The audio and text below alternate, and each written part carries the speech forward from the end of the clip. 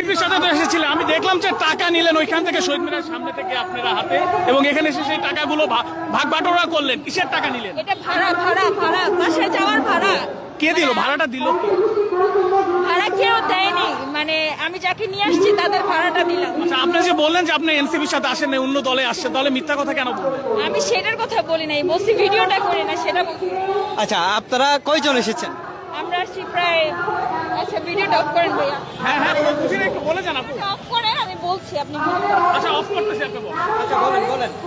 আচ্ছা ঠিক আছে, বলেন বলেন।